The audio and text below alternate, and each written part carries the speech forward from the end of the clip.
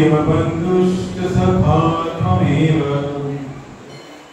त्वमेव विद्या द्रविणं त्वमेव त्वमेव सर्वं मम देव देवा त्वमेव सर्वं मम देव देवा।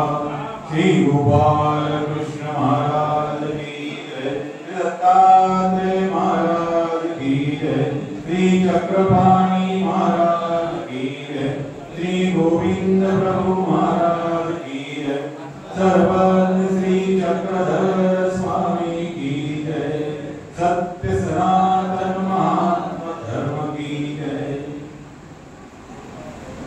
ब्रह्म विद्या शास्त्रांतर्गत सार्थ दृष्टांत प्रवचन सोहळा आणि या प्रवचन सोहळ्याला उपस्थित असलेले पूजनीय आदरणीय मित्रदादाजी आराधे, त्याचप्रमाणे गावातील परिसरातील सर्व वाचनिक मंडळी, नामधारक मंडळी, बंधू आणि भगिनींनो, आपणा सर्वांच्या सहकार्याने या परमेश्वराच्या अमृत तुल्य असलेल्या ब्रह्मविद्येचा हा सोहळा आपण सर्व अनुभवित आहात। कारण कुणाची तणाची साथ आहे, कुणाची मनाची साथ आहे, तर कुणाची प्रत्यक्ष साथ आहे, कोणी उपस्थित राहून साथ देत आहे, कोणी तणाने साथ देत आहे, कोणी मनाने साथ देते, कोणी धनाने साथ देते आणि काही व्यक्ती सर्व अर्थाने साथ देत आहेत। त्या सर्वांचं श्री गोविंद प्रभू सेवा मंडळ यांच्या वतीने त्यांचं अभिनंदन केले जात आहे। आणि आज श्री वासनिक सेवा मंडळ या सेवा मंडळाचे पदाधिकारी उपस्थित झाले, त्यांचंही श्री गोविंद प्रभू सेवा मंडळ यांच्या वतीने अभिनंदन।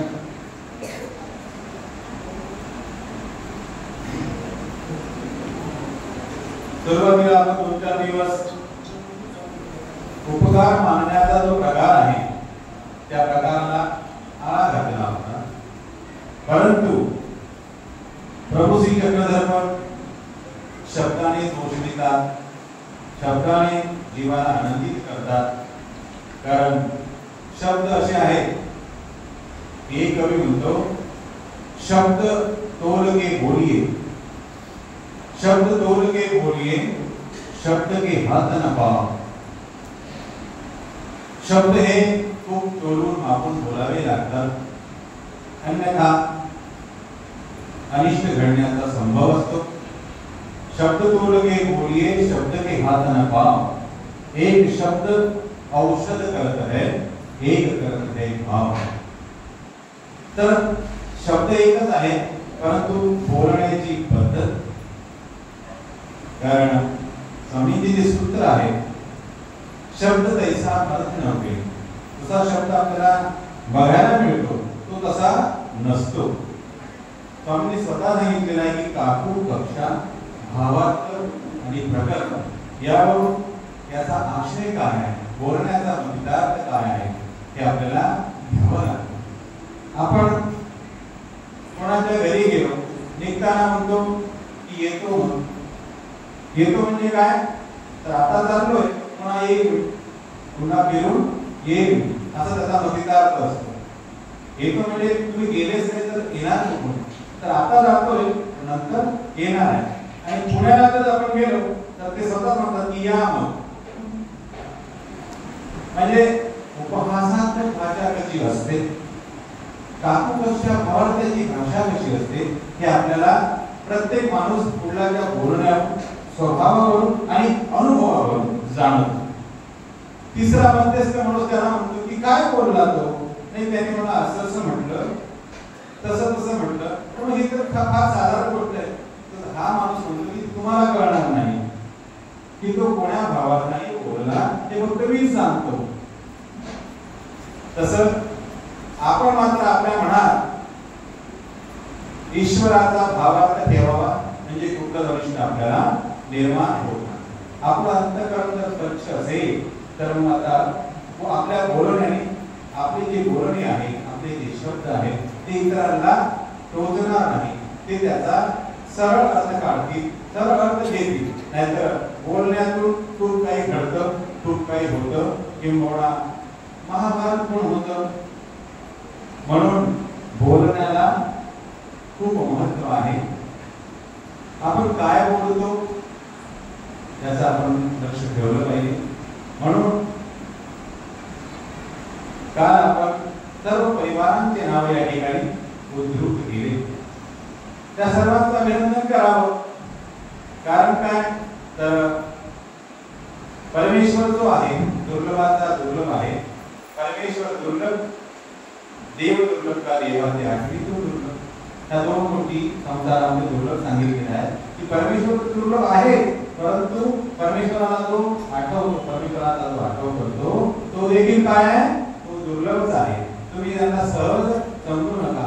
सहजपणे हे मिळत नाही. मोठ्या कष्टाने, मोठ्या संस्काराने, मोठ्या कारणाने याची भेट तुम्हाला होते. म्हणून त्याला तुम्ही सहजतेने घेऊन त्याला वाटेला लावू नका, तर त्याचा उपयोग तुम्ही करून घेतला पाहिजे. तर एक ब्राह्मण आहे, त्या ब्राह्मणाच्या 5 मुली विधवा झाल्या. काय झाल्या? 5 मुली विधवा झाल्या. म्हणून गावातले लोक त्याला काय म्हणायचे की हा आला पंचरांडा ब्राह्मण. काय म्हणायचे? हा आला पंचरांडा ब्राह्मण. याच्या 5 मुली विधवा झाल्या. जेव्हा स्वामी श्री चक्रधरांची भेट त्या ब्राह्मणाशी होते तेव्हा स्वामी श्री चक्रधर त्याला म्हणतात या पंचगंगा ब्राह्मण. शब्दाने तो सुखावला आणि मग तुझी जिजी मारली असे गवळीच म्हणे. असं मला कोणीच म्हणत नाही गावामध्ये. सगळे मला पंचरांडा ब्राह्मण या नावाने बोलवतात, हाक मारतात. म्हणून शब्दाचं जे महत्व आहे की शब्दाने माणूस सुखावतो, शब्दानेच माणूस दुखावतो. म्हणून वाचेविषयी स्वामी आपल्याला निक्षून सांगतात की एखाद्याचं कर्मस्पर्श करण्यापेक्षा एखाद्याचा शिरस्थिर हा एका अर्थाने चांगला आहे. म्हणजे वर्णस्पर्श जे आहे ते माणसाच्या अंतःकरणामध्ये खोलपर्यंत रुजले जातात. शेवटपर्यंत माणूस शब्द विसरतो. एखादी चापट मारलेली ती विसरून जाईल तो, परंतु शब्द जे आपण कुठल्याला देतो, शब्दाने जो भाव करतो आपण, ते शब्द त्याच्या अंतःकरणामध्ये एवढे बसून जातात की तो शेवटपर्यंत त्या शब्दाला विसरत नाही. काल परवाची जी घटना पेपरमध्ये वाचण्यामध्ये आली दर्यापूरची घटना आहे. एक सीसीटीव्ही कॅमेरा राहणाऱ्या घरी जातो आणि तो मुलगा म्हणतो की बाबा खूप वेळ केला येण्यास. तर तो सीसीटीव्ही कॅमेरा जरा वाचताना म्हणतो की तुझा बाप देखील मला समजू शकत नाही, इतका वेळ झाला. तर त्या गोष्टीत त्याला इतकं वाईट वाटतं की तो त्याला प्रेमाने आरोग्याला घेऊन जातो आणि 2 दांडके त्याच्या डोक्यात टाकतात. आपण ते म्हणून जरी गोष्ट वाचली असेल आताची ताजी घटना आणि मग त्याचा मृत्यू होऊन जातो.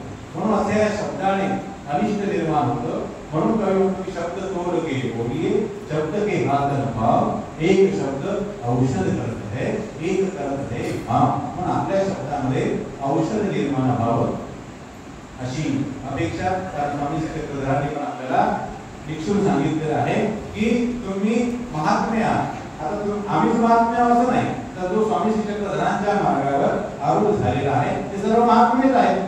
कारण स्वामी सजाला देखील महात्मा म्हटलेला आहे या महात्मे. आणि आपली मांडी वर केली आणि त्या मांडीखाली सजाला बसायला जागा दिली. पण महात्मे म्हणजे केवळ वेश परिवर्तन झालेले किंवा जे दिसणारे वेशामध्ये दिसणारे महात्मा वेशामध्ये दिसणारे ते संत मंडळी तेच महात्मा नाही, तर जो स्वामी श्री चक्रधरांच्या संविधानात आला, जो स्वामी श्री चक्रधरांच्या विचाराने प्रेरित होऊन स्वामी श्री चक्रधरांच्या मार्गावर चालण्यास उद्युक्त झाला, ते सर्व कोण आहे? महात्मेच आहे. पुण्यात तुम्हा सर्वांना महात्मे हे संबोधन आहे. आणि मग महात्म्यांना काय म्हटलं स्वामींनी की महात्मेनी प्रिय भक्तिया हुआ. वक्ता भाग सांगितलं देवाने, वक्ता होणे सांगितलं. तुम्ही सर्वजण भक्ती होऊ शकता, केवळ ऐकणारे होऊ शकता असं नाही. अध्ययन आणि अध्यापन हे दोन्ही. अध्ययन म्हणजे काय? शिकवणे. अध्ययन म्हणजे स्वतःशी अभ्यास करणे आणि अध्यापन म्हणजे शिकवणे. ते आपल्याला मास्तर शिकवतात, आपले गुरुजन आपल्याला शिकवतात शाळेमध्ये, कॉलेजमध्ये, त्यांना अध्यापन असं म्हणतात. तर अध्यापन आणि अध्ययनात काय फरक आहे? एक जेव्हा अध्ययन करतो तो विद्यार्थी असतो, जो अध्यापन करतो तो गुरुस्थानी असतो. अध्ययन आणि अध्यापन यात कधी बदल होईल ते सांगता येते. ऐकता ऐकता ऐकता तर तोही अध्यापन करायला लागतो आणि व्हावं. स्वामींचे अनेक शिष्य व्हावे, स्वामींचा जो परिवार आहे तो अनेक पटीने वाढावा आणि प्रत्येक माणसाने आपापल्या कुवतीनुसार आपापल्या अधिकारानुसार स्वामी शिक्षकांचा प्रचार प्रसार करावा. ही चांगलीच गोष्ट आहे. तर वक्ता झाल्यानंतर मात्र कसं व्हायला पाहिजे, तर प्रिय भक्ती वक्त्याने कसं झालं पाहिजे. वक्ता म्हणजे बोलणारा, स्टेजवर बोलणारा वक्ता नव्हे, तर आपण आपसात बोलतो तिथेही आपण वक्तेच असतो. आपण आपलं मत जेव्हा मांडतो तिथे आपण वक्तेच असतो, तेव्हा मात्र आपली भाषा प्रिय असायला पाहिजे असं स्वामींनी आपल्याला निक्षून सांगितलेलं आहे. तेव्हा या बोलण्याने शब्दाने माणूस सुखावत होतो. माणसाच्या अंतःकरणामध्ये एक पुढण्याविषयी चांगला भाव निर्माण होतो, किंबहुना जीवाचं नाव घेतल्याने जीवाला आनंद होतो. तसं एखाद्या माणसासोबत आपलं भांडण झालेलं आहे, मग तो माणूस आपल्याकडे बघत नाही, मग आपण त्याचं नाव त्याला बोलवलं, म्हटलं की सचिन भाऊ मी बोलत नाही आपल्याकडे, कारण आपल्याकडे नाराज आहेत, आपल्याकडे उदास आहेत म्हणून ते बघत नाही. दोनदा आपण त्यांना बोललो सचिन भाऊ तरी ते बघत नाही. तीनदा आपण त्यांना म्हटलं सचिन भाऊ तरी ते बघणार नाही. पण कितीदा बोलणार बघणार याची काही गॅरंटी आहे का? एक नाही पण ते बघतीलच. तसं परमेश्वर देखील आपल्यावर काय आहे, उदास आहे, नाराज आहे. आणि आता कोण्या गोष्टीतून परमेश्वर आपल्या उदास झालेले आहेत हे आपण आपल्या जीवनातला आपलं जे राहणीमान आहे, आपण जे जे केलेलं आहे, तर आपल्या परमेश्वर कशामुळे उदास आहे हे प्रत्येकाने आपापल्या जीवनात शोधायचं आहे. आणि मग तो उदास असलेल्या परमेश्वराला आपण बोलवण्याचा प्रयत्न करायचा आहे. परमेश्वर तुमच्या एका बोलण्याने येत नाही, जीवात्मा तर एका बोलण्याने येत नाही, दोनदा बोलले येत नाही, तीनदा बोलले येत नाही. तर तो सर्वशक्तिमान असलेला परमेश्वर, अनंत ब्रह्मांडाचा मालक सहजासहजी आपल्याकडे बघेल का? नाही. म्हणून त्याला पुन्हा पुन्हा आपल्याला बोलवायचं आहे. आणि बोलल्यानंतर कधीतरी त्या परमेश्वराची कृपादृष्टी आपल्याकडे होणार आहे आणि त्या कृपादृष्टीने आपल्या जीवनातले जे काही दुःख आहे हे नष्ट होण्याला प्रारंभ आहे. म्हणून परमेश्वराने आपल्याला नामस्मरणाचं महत्त्व सांगितलेलं आहे. स्वामींनी नामस्मरणाने 10 प्रकारचे फायदे होतात ते आपल्याला सांगितले. तुम्ही आपल्यापर्यंत ऐकले असतील, तुम्ही ते आता इथे सांगायची गरज मला तरी वाटत नाही. फक्त सुरुवातीला मी तुम्हाला नामाचं महत्त्व सांगितलं होतं, त्याचे 2 बिंदू तुम्हाला मी सांगितलं होतं, पहिला आणि शेवटचा. पहिला म्हणजे नामे वेद, की नामाने वेद होतो, परमेश्वराची आवडी होते. परमेश्वराबद्दल आवडी संचरते, तर कधी संचरते, तर कमीत कमी 5 गाठ्या. आपण गाठ्या करतो म्हणून मी गाठ्या म्हणतो, त्याचा बाबा कधीच करत नाही, गाठ्या तुम्ही मोजत नाही, गाठ्या तुम्ही मोजत नाही, देवही मोजत नाही, पुन्हा काय म्हणता 5 गाठ्या.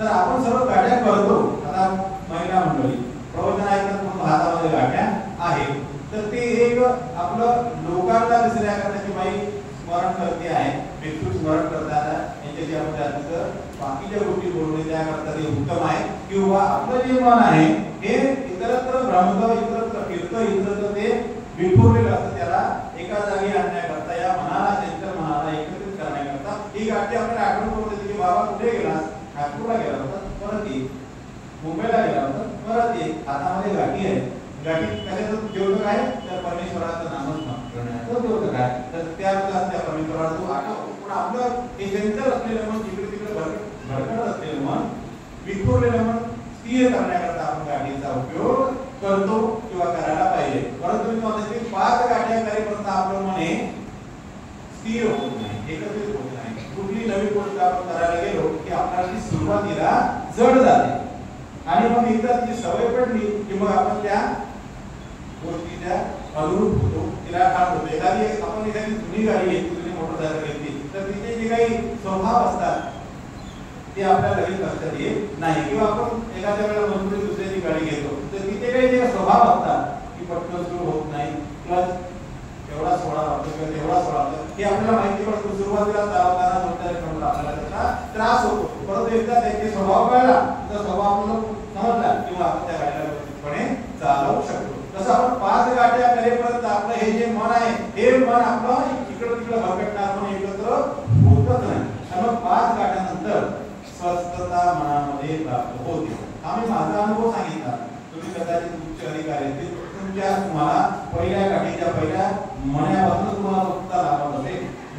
पद्धत वेगळी. परंतु हे जे चंचल मन आहे हे एकाएकी आपलं एकत्रित होत नाही. पण 5 गाड्यामध्ये आपल्याला त्याला सराव करावा लागतो. सराव करता करता विराम आठवतो परमेश्वराचं नाम पण आपण घेतो.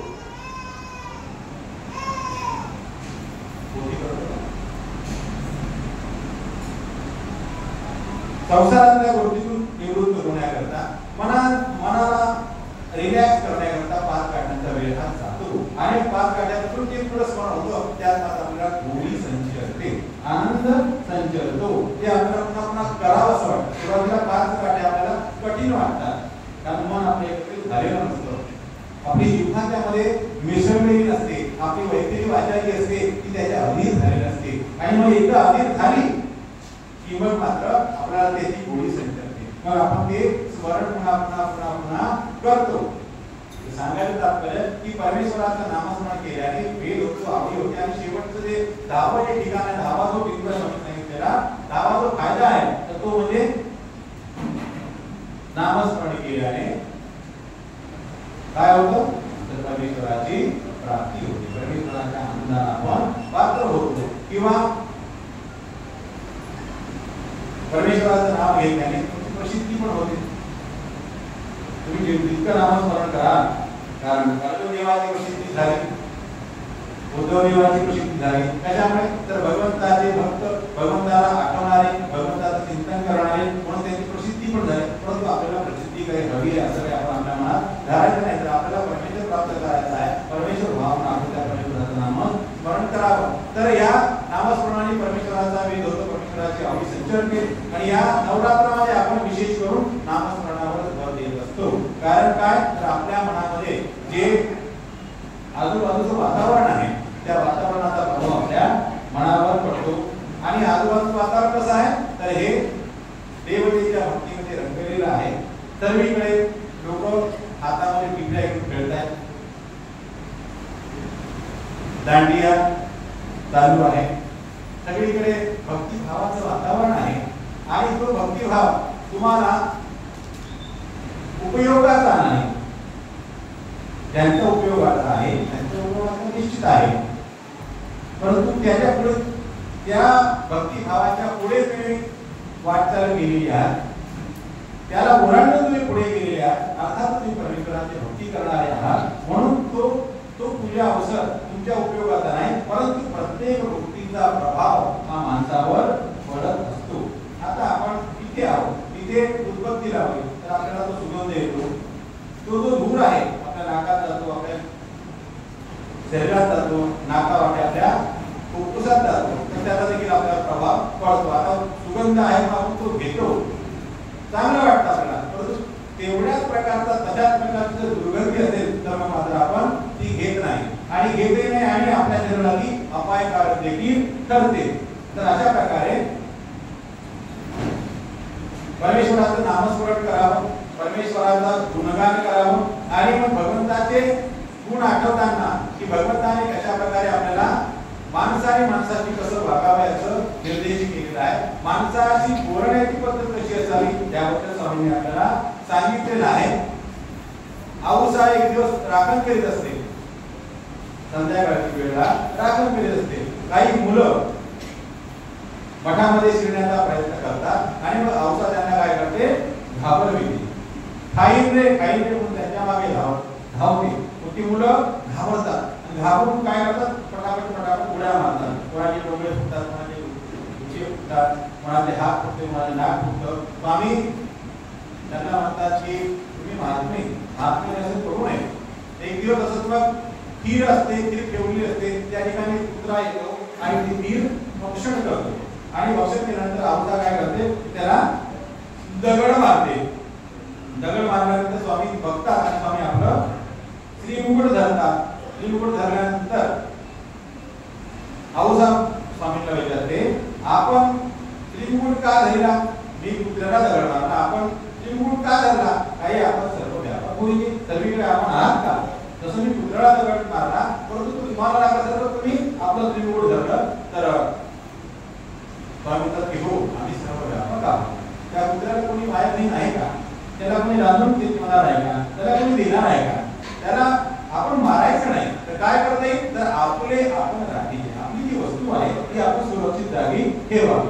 परंतु त्या कुत्र्याला मारून हाकलण्याचा प्रयत्न करू नये, कारण त्याला कोणी खाऊ घालणार नाही, त्याला कोणी माता रांधून ठेवणार नाही त्याच्याकरता, किंवा त्याला कोणी अभ्यागत कृती करणार नाही की ये बाबा जे मिळेल तिथे तिथे तिथे जाणार आहे. म्हणून स्वामींनी हा उपाय सांगितला की आपले आपण राखीचे, आपले जे वस्तू आहे त्याचं रक्षण आपण स्वतः करावं, म्हणून त्या कुत्र्याला मारू नये. तर ज्याप्रमाणे स्वामी श्रीकृष्णांनी त्या पंचरांना असलेल्या ब्राह्मणाला सुखविले दिले, तसं स्वामी श्रीकृष्णांचा व्यापार करणारे, अनर्गरत्नाचा व्यापार करणारे, तुम्हाला अनर्गरत्नाची उपमा दिली आहे. कवड्याचे तुम्ही व्यापारी नाही, मालिक वगैरे तुम्ही व्यापारी नाही, तर तुम्ही कशाचे व्यापारी आहे? तर अनर्गरत्नाचा उद्यम करणारे. समुद्राच्या दृष्टांतामधून ऐकलंय की अनर्गरत्नाचा जो उद्यम करतो त्याने एकदा उद्यम केला, ते अनर्गरत्न राजाला विकले की मग त्याला जीवनात कुठले काम करायची गरज पडत नाही. त्याप्रमाणे आपण या श्री गोविंद प्रभू सेवा मंडळाच्या माध्यमातून जे जे महात्मे म्हणायचे चालते ना, महात्मा म्हणतात तुम्हाला की म्हणतात की बाबा या महात्मा म्हटलं आम्हाला आता दीक्षा घ्यावं लागतं महात्मा, असं काय तुम्हाला उदाहरण देऊन सांगितलं की सशाला देखील स्वामींनी महात्म्य म्हटलेलं आहे. म्हणून या कार्यामध्ये त्या महात्म्यांनी आपलं तन मन आपला वेळ खर्ची घातलेला आहे. तर त्यांचा नामोल्लेख कशा करतात, तर त्यांच्या अंतःकरणामध्ये प्रभू श्री चक्रधर ही सेवा पुन्हा पुन्हा घडावी, पुन्हा पुन्हा व्हावी, त्यांनाही आत्मसंतोष मिळावा की आपण जे काम करतोय त्याची दखल महात्म्यांनी घेतली आहे. आणि म्हणून महात्म्याला नामोल्लेख करतात. तेव्हा आपल्या सर्वांची जी सेवा आहे जी महत्वाची आहे, महत्वाची कशा अर्थाने, कारण भूखे पेट भजन न होय कोपा. जर आपलं पोट उपाशी असेल तर आपलं चित्त या प्रवचनामध्ये या सत्संगामध्ये लागत नाही. म्हणून सगळ्यात मोठी महत्वाची गोष्ट कोणती आहे, तर भोजन. भोजन जर असेल, तृप्तता जर असेल, मन जर स्वस्थ असेल तर बुद्धीचे कार्य वर्ततात, अन्यथा बुद्धी एका ठिकाणी राहत नाही. दृष्टांतामध्ये पण ती गोष्ट येणारच आहे. तेव्हा स्वयंपाकघर म्हणजे पचनघर, तर भानवसा या स्वयंपाकघराची जबाबदारी सांभाळणारे जे महात्मे आहेत त्या महात्म्यांचं नाव या ठिकाणी उद्धृत करतो. त्यामध्ये रूपराव भोगचर्जन आहेत, त्याचप्रमाणे राजेंद्रजी अडसळे आहेत, प्रशांत भाऊ पांडव आहेत, प्रल्हादराव केळकर आहेत, नरेश भाऊ मोंडे आहेत, त्याचप्रमाणे रवी भोगचर्जन आहेत, दामोदरराव गोंगे आहेत, राजेंद्रजी दहीकर आहेत, ओम भाऊ मालगुरे आहेत, कमलाकरराव चर्जन आहेत व त्यांच्यासोबत असलेले सर्व सहकारी मंडळी त्यांच्या या प्रयत्नातून त्यांनी हा व्यापार घेतलेला आहे.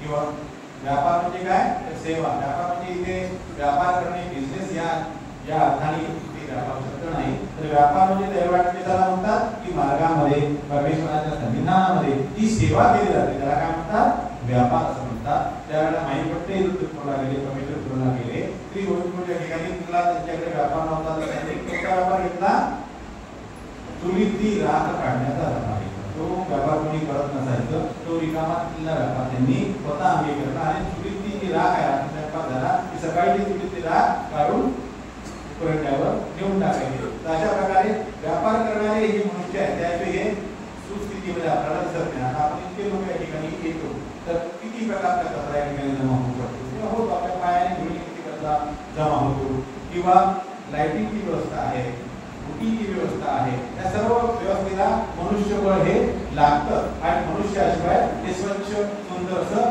दिसत नाही. त्याचप्रमाणे संचालनाची जबाबदारी तुमच्या आणि माझ्यामध्ये जे संचालनाचं काम करतात, सेतूचं काम करतात ते जयकुमारजी कांडलकर यांचा एक नामोल्लेख या ठिकाणी करतोय. आणि मंदिराची स्वच्छता आहे, इतर आहे, हे सर्व कोण फक्त रहाटगाव श्री गोविंदपूर सेवा मंडळाच्या सर्व महिला, सर्व भगिनी या ठिकाणी ही सेवा पार पाडतात. तेव्हा परमेश्वराचा कोणताही व्यापार असो, परमेश्वराची कोणतीही सेवा असो, ती तुमच्या मळाला आणि कर्माला नासण्यास कारणीभूत आहे. कारण परमेश्वराच्या सन्निधानामध्ये किंवा मार्गामध्ये अधिकरणाच्या सन्निधानामध्ये आपण जे जे काही करतो जेणेकरून काय होतं तर आपले कर्माचा नाश होतो. अनंत कर्माच्या राशी आपण जोडून ठेवलेल्या आहेत. त्या कर्माचा नाश कशाने होतो तर परमेश्वराचं देवादास्य केल्याने. पूर्वी आपलं जे पहिलं प्रकरण आहे त्यामध्ये आपल्याला सांगितलं की दास्य मोचक माईक पडतात त्यांना काय सांगितलं पहिलं दास्य मोचक विचार मालिकेचं पहिलं सूत्र आहे ज्ञान मोचक. परंतु ज्ञान आणि दास्य या दोन्हीपैकी दास्य हे महत्वाचं आहे. ज्ञान पण महत्वाचं आहे. कसं तर ज्ञान असल्याशिवाय आपण दास्य करण्याला प्रवृत्त होत नाही. म्हणून ज्ञान पण मोचक आहे की जर तुम्हाला माहितीच नसेल की दास्य केल्याने होतं काय मिळतं काय तर तुम्ही दास्य करसाल काय नाही. मस्त पावण्यासारखे देवस्थानात असतात. आजकाल आपण सगळीकडे समारंभामध्ये बघतो, लग्न कार्यात बघतो, वाढदिवसामध्ये बघतो. आजकाल नातेवाईक पण एकमेकांच्या कामी पडत नाही. सगळेजण मस्त आपले शृंगार करून येतात देवस्थानात आणि जातात. आता ती पद्धत आहे. पूर्वीच्या काळी एका घरी कार्यक्रम सर्व गावातले लोक वाढायला यायचे, वाढून पंक्ती बसायच्या आणि त्या पंक्तीमध्ये मग लग्न कार्य जे काय असायचे कार्य गावातले ते संपन्न व्हायचे. परंतु आज तो काळ राहिलेला नाही, ती व्यवस्था राहिलेली नाही. आज सर्व येतात जरा मस्त सुंदरपणे गप्पा मारतात आणि ते देखील महत्वाचंच आहे सुरुवात विचारणे. कारण वेळ आज प्रत्येकाकडे कमी आहे. काय कमी आहे? वेळ कमी आहे. कारण वेळ का कमी आहे तर आयुष्य कमी झालेलं आहे. पूर्वीचे माणसं 100 वर्ष जगायचे, 90 वर्ष जगायचे. आजकाल काय वेळ कमी झालेला आहे. कधी काय होईल सांगता येत नाही. वेळ कमी असल्यामुळे एकमेकांना सुखदुःख विचारणं पण गरजेचं आहे. असो तेव्हा आपला जो विषय आहे तो महत्वाचा म्हणजे दृष्टांत प्रवचन. आतापर्यंत आपण इकडे भटकत म्हणजे 5 गाठ्या केल्या. काय केलं? 5 गाठ्या केल्या. आता आपलं मन हे आपलं स्थिर होण्यास तयार झालेलं आहे. आता आपण प्रभू श्री चक्रधरांनी सांगितलेला जो दृष्टांत आहे त्याकडे वळूया.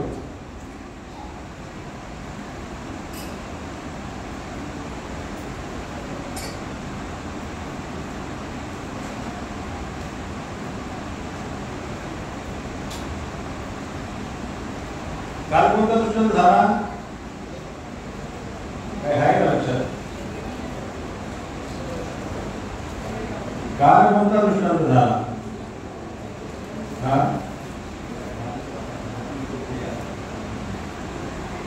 काल शेवटचा एका दोन दृष्टांत झाले. त्यात पाण्यात रुंडी याचा पाण्यात असलेला जो रुंड म्हणजे दगड आहे तो कसा कोरडा असतो आणि तद्वत म्हणजे त्याप्रमाणे परमेश्वराच्या सन्निधानात पण माणसं कधी कोरडे राहतात. त्याचा अनेक आपण बघितला. मंदिरात आलात, परमेश्वराच्या सन्निधानी आलात, अधिकरणाच्या सन्निधानी आलात, पण तरी देखील आतून मात्र कोरडे असतात.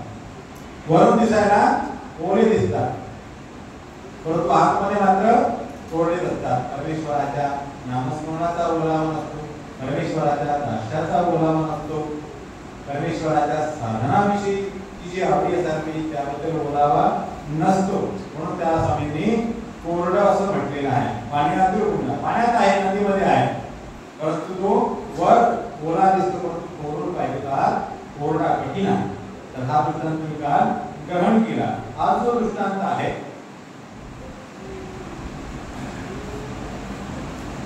आजच्या दृष्टांताचं नाव आहे तण धैर्या वावराचा. वावर आहे, तण आहे आणि धैर्य झाले आहे असे 3 शब्द या दृष्टांतामध्ये आपल्याला बघायला मिळतात. तर हा जो दृष्टांत आहे या दृष्टांताची जी पार्श्वभूमी आहे ती येणे प्रकारे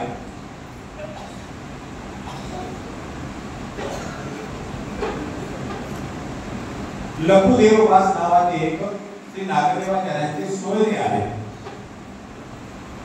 ते गोदाना लागी कटका गेले होते, म्हणजे देवगिरीला गेले. ब्राह्मण आहेत, राजाकडे जाऊन आले. त्या एखादी गायच्या गोदान मागण्याकरता गेले. मिळालं नाही, मिळालं तर काही उल्लेख आलेला नाही.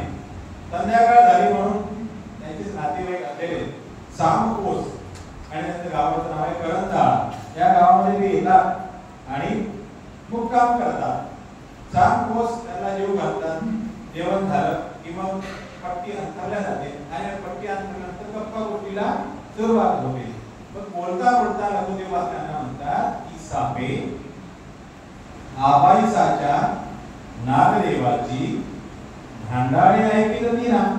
एवढ्यात काही आबाईसाचा जो नागदेव आहे त्याची भांडाळ आहे ते कृतकर्म जे काही तो करतो ते काय ऐकायला येऊन राहिलं. काय करत ते नागदेव म्हणून त्यांना एवढे आवडीने विचारून राहिले. एखादं चांगलं कर्म करत असतील, चांगलं काही एखादं उपक्रम करत असतील तर विचारणार नाही एवढ्या आठवणीने जीवात्मा. परंतु वाईट कर्म करतो आहे, वाईट मार्गाला लागलेला आहे म्हणून आठवणी त्याची आठवण करतात. की सापे आबाईच्या नागदेवाची भांडाळे ऐकली होती ना. एवढ्यात ती कानावर येऊन नाही राहिलं की नागदेवाने इथं त्याला ठोकलं, त्याला मारलं, त्याला असं ते ऐकायला येऊन नाही राहिलं. कारण नागदेवाचार्यांनी आपल्या जीवनामध्ये आपल्या वडील बंधूंची हत्या झाल्यानंतर पूर्वीच्या काळी जे लोक असायचे व्यापारी, ते व्यापार करण्याकरता गावून गावाला जायचे आणि मग ते जवळ असलेलं द्रव्य आहे ते सोबतच असायचं. पण पूर्वीच्या काळी डाकू लोक पण असायचे, व्यापाराला लुटायचे. तर अशा प्रकारामध्ये सारंग त्यांचे जे वडील होते, वडील बंधू होते, त्यांचा खून होतो, त्यांची हत्या दरोडेखोर करतात आणि मग त्या सुडाग्नीने पेटलेले हे नागदेव आपलं ब्राह्मणत्व सोडून देतात. ब्राह्मणत्व कोणतं आहे? यजने याजन अध्ययन अध्यापन दान प्रतिक्रम, हे षडू कर्म जे आहे ते ब्राह्मणाचं ब्राह्मणत्व आहे. तर हे ते सोडून देतात आणि काय करतात तर हातामध्ये नंगी तलवार घेतात, उभी आडवी वेणी घालतात आणि जो दरोडेखोर दिसेल त्याला ते टोकून काढतात. कशा करतात तर बंद्याची भावना की तुम्ही माझ्या वडील बंधूची हत्या केली.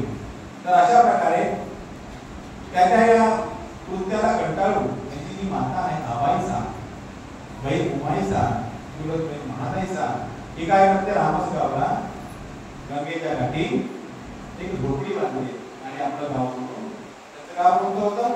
पुरी. गावाचं नाव काय त्यांच्या नागदेवाच्या पुरी. पुरी या गावचे होते. त्या गावाला सोडून त्या रामसगावला झोपडीमधून राहू लागतात आणि तिथे मग दादोसांची भेट होते. दादोसांची भेट झाल्यानंतर दादोस त्यांना काही सांगतात. आता दादोस हे विद्यावंत आहे, त्यांच्यापासून काही लाभ होतो म्हणून ते रोज त्यांच्या घरी येतात जातात. मग कधी कधी नागदेवाच्या चक्कर मारतात आणि मग एक दिवस ते कृष्णांच्या वाहना बाहेर घातल्यानंतर आईला ते रागवतात की याच कारणी मळी बांधली, याच करता तुम्ही वेगळे आले का? उमाईसा करून महादाईसा करून हे महात्मे करून यासाठी तुम्ही ते झोपडी बांधली का? तर आबाईला त्याला समजावते की बाबा रे हे तसे नाही, तसे नाही. नागदेवाचार्य दादोसांच्या चपला असतात, त्या तलवारचे भोपाळे दूर भेदभाव देतात. दादोस आपली बरोबर उचलतात, पोटी उचलतात, ते धुळेला झाडाकडे जाऊन बसतात. जा त्यांना बोलून घेऊन येतात. नागदेवाचार्य विचार करतात की जर खरंच महात्मे असतील तरी येतील म्हणून त्यांना बोलण्याकरता जातात. आता रामदेव दादोस खरंच एका महात्म्यासारखे आहे, परंतु त्यांचा एकच अवगुण आहे की ते परमेश्वर मार्गावर होत नाही. हाच फक्त त्यांचा अवगुण आहे. बाकी त्यांचे महात्म्यासारखे गुण आहेत, कारण त्यांची गुण आपण काल बघितलेले. म्हणतात त्यांना की यथानुसार जे जीवन हे न होय माझ्याकडून होणार नाही तर मग विवाह करा, हेही मला न होय हे माझ्याकडून होणार नाही. म्हणून ते महात्मे आहेतच, त्याबद्दल काही त्यांचा वाद नसावा म्हणून नागदेवाचार्य त्यांच्याकडे जातात, त्यांना घेऊन येतात. तर अशा प्रकारे नागदेवाचार्य हे सुडाग्नीने भेटून उठलेले आहेत आणि मग जे दिसेल त्या गावामध्ये ते काय करतात, आजच्या भाषेत राडा करतात. ज्या गावात जातील त्या गावामध्ये राडा करतात. म्हणून लघुदेव वास श्री नागदेवाचार्यांची आठवण करून विचारतात की सापे म्हणजे आजकाल आबाईच्या नागदेवाची भांडाणी ऐकली होती ना. आजकाल ते त्यांचं ऐकू येऊन राहिलं, कुठे काय करतात, कुठे जॉब करतात, कुठे नोकरी करतात, कुठे काय करतात, काही ऐकायला येऊन राहिलं.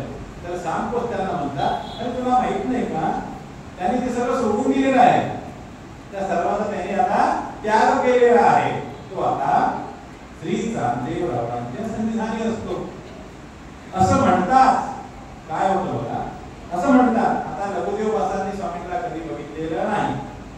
असं म्हणतात काय होतं की त्या लघुदेव वासांना स्थिती होते. काय होते? स्थिती होते. आता तुम्ही चार प्रकार ऐकले ना? कोणते होते ते?